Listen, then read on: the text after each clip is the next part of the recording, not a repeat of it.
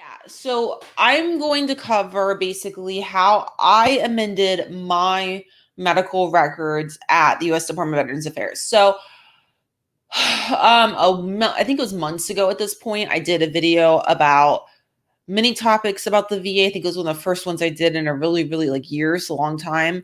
And it talked about the White House hotline. It talked about basically, some bad people at the VA in general, different things. And I was in the process of looking to get a medical record amended. Well, I figured it out.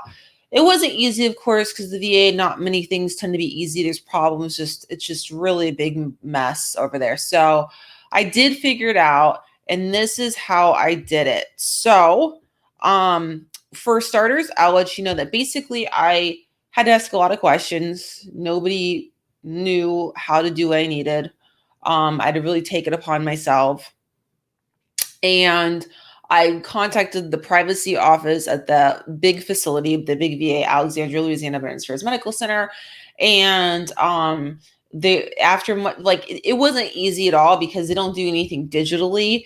They want a quote wet signature is what they call it. Yeah.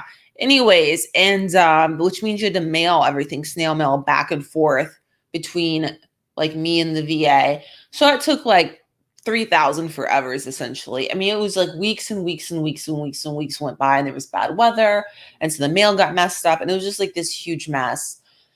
And so finally got the paperwork in, and there was a basic form that had like demographic information on it and like what you want to change basically. And of course, I always attach additional documentation for stuff like that because these form letters are never sufficient.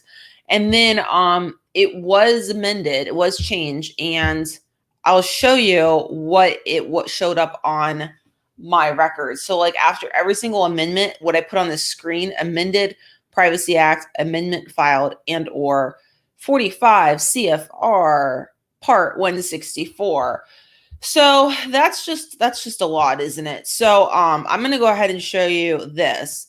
So basically what I'm showing you right now is the hhs.gov website, which is the HIPAA website essentially. And so that regulation is referring to federal regulation, is referring to HIPAA.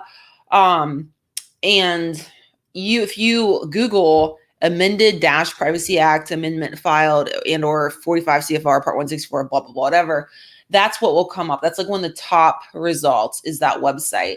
And so it's this wonderful legalese, government ease, all this kind of stuff. That's what it is basically, what will show up. And so that is basically the rules that the VA and everybody and their mother is required to follow in healthcare, that where the amendment comes into play. So it worked for me. I'm satisfied with my outcome. I didn't have any problems with getting it done eventually, but it took a ton of energy and effort on my part. I was definitely the motivating force and the momentum behind it. You know, what I've learned is that when it comes to healthcare, but specifically, this government healthcare, you really like, I just have always had to really advocate for myself because nobody else is going to do it.